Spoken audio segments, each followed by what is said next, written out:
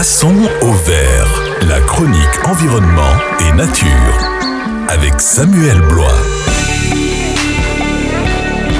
Elles sont là, tapies dans l'ombre d'un talus, perchées sur un vieux tronc ou suspendues à un fil de lumière, mystérieuses, parfois minuscules, parfois extravagantes. Elles ont enflammé l'imaginaire des anciens, fasciné les botanistes, ruiné les collectionneurs et traversé les océans cachés dans des caisses. Aujourd'hui, Passons au vert vous emmène en voyage, un voyage dans le temps, de la Grèce antique aux jungles coloniales. Passons au vert.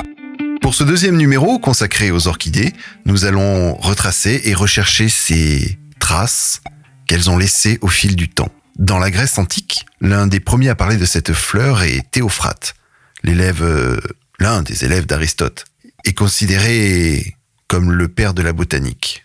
Dans son traité Historia Plantarum, vers 300 avant notre ère, il observe une plante avec des tubercules ovoïdes, presque symétriques, deux petites excroissances sous la terre, qui évoquent sans détour des testicules humaines. Il l'appelle orchis, littéralement testicule en grec ancien. Le mot est direct, mais fidèle à l'observation.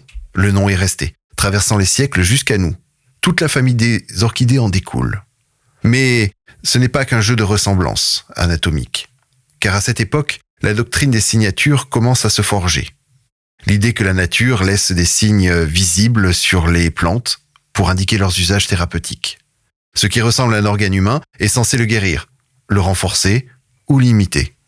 Les Grecs, puis les Romains, attribuent donc à l'orchidée des propriétés aphrodisiaques.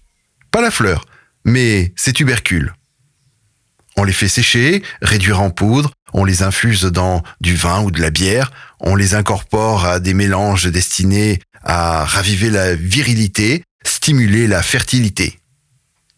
Dans son œuvre naturaliste, Pline l'Ancien nous transmet une recette. Si un homme consomme le plus gros des deux tubercules, il engendrera un garçon. Et si une femme mange le plus petit, ce sera une fille.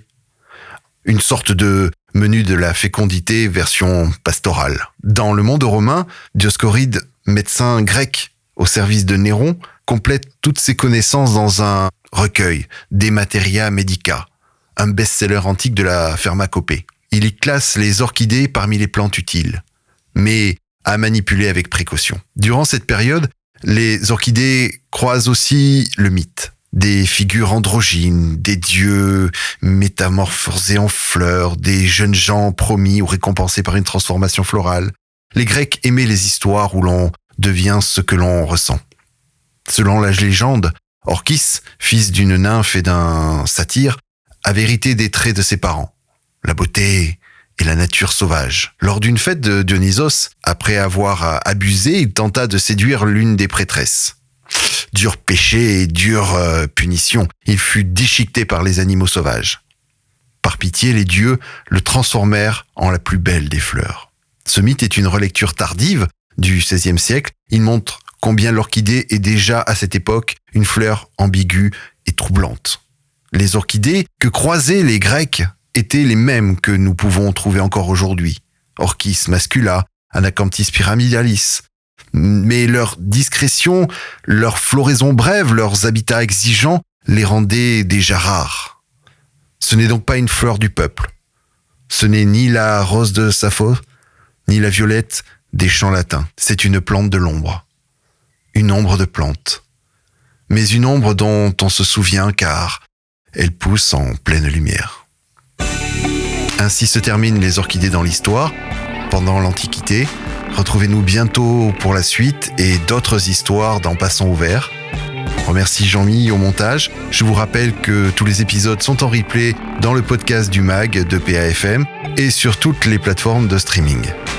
N'hésitez pas à intervenir sur nos réseaux sociaux et ensemble, passons au vert. Passons au vert avec Samuel Blois.